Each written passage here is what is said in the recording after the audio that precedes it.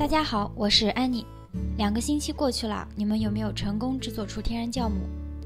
今天我们就用天然酵母来制作一款无糖无油的欧式小餐包。首先来制作鲁邦叶种，提前1天晚上取出30克的天然酵母，然后加入5倍的水和面粉。这里的面粉你可以用高筋面粉或者全麦面粉都是可以的。把它们全部搅匀，然后密封，室温发酵2到3倍大。这里的粉量是你要做的面包总粉量中的一部分，比例可以根据自己的喜好去增减。我今天只用到了30%。第2天，先来处理一下煮面团。高筋面粉加水混合成面团，没有干粉就可以了。密封，室温静置30分钟以上。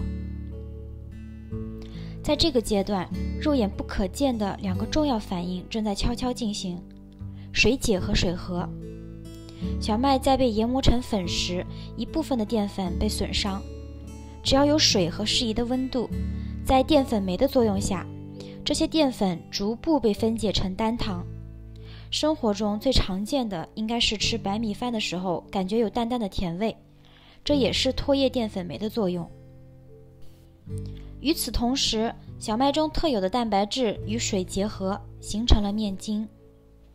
30分钟以后，现在我们来混合2部分的面团，把发酵好的鲁邦叶种和煮面团完全揉均匀，让酵母能够吸收到更多新的养分。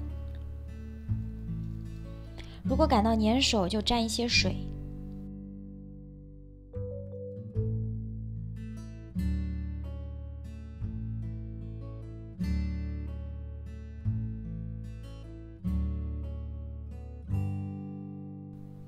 然后再加入盐。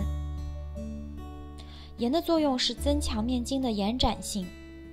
所有的材料只有3样：水、面粉和盐。今天总共要经过4次折叠，现在是第1次折叠。从边缘向中心折起，把盐包进面团里，翻折面团的次数大概是15到20下，然后盖好，室温静置30分钟。30分钟以后进行第2次折叠。在前面有一期制作全麦果仁面包的时候，非常详细的介绍了多次折叠有什么作用。如果想不起来，可以去我的主页找一下全麦果仁面包。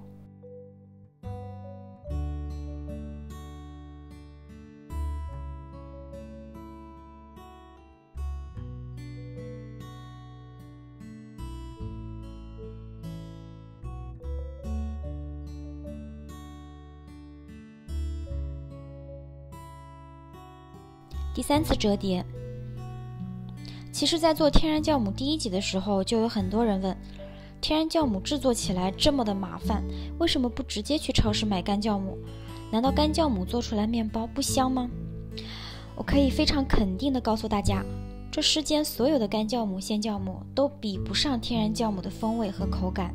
当然，天然酵母面包不仅仅是风味佳，它更大的优点在于能让面包更有嚼劲，也能延缓面包的老化，至少4天是不会变硬的。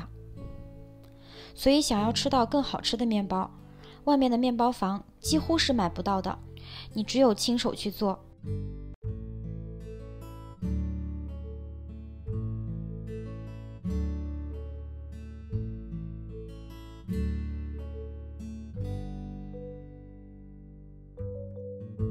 到了第4次折叠的时候，你就会发现面团越来越光滑，而面筋也是越来越有弹性。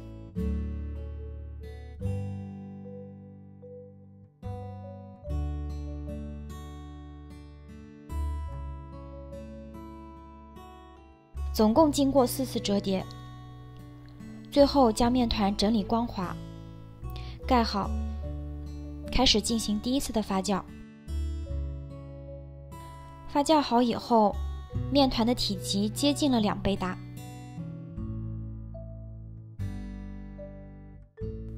这个时候撒一些干面粉，而不是洒水。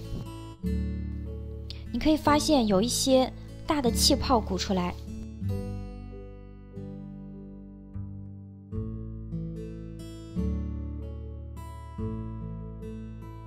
把它转移到案板上，轻轻的折叠，按压排气，然后找到光滑的一面，朝下。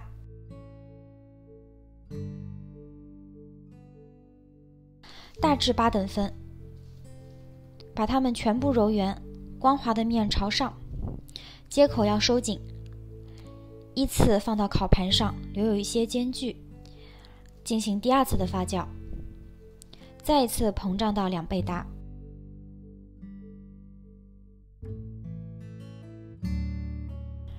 筛粉、化口一气呵成，最后送入预热好的烤箱，210度烤12到15分钟。天然酵母还有一个特点，就是它烘烤时候的后发力非常的好，表面微微发黄就可以出炉了。最后出炉还是别忘了震一下。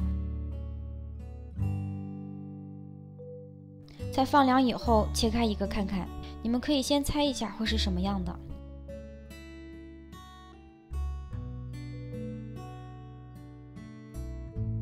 内部的孔洞大大小小，非常的有弹性。比起干酵母少了一些气味，但是多了几层的风味，吃起来也是更有嚼劲。它没有添加任何的糖，但是仍然带有一丝甘甜。这个时候吃上一口，一股满足瞬间在唇齿间蔓延。其实我们在感慨现代工业化生产为生活带来便捷的同时，也别忘了感谢一下我们的祖先。正是有了他们的智慧，才有了这些美味以及绝妙的烹饪方法。有的时候不妨慢下脚步，静下心来，从酵种到酵头到面团，感受一个面包从无到有，从少到多的变化，也正是料理的乐趣所在。谢谢大家，我们下期见，拜拜。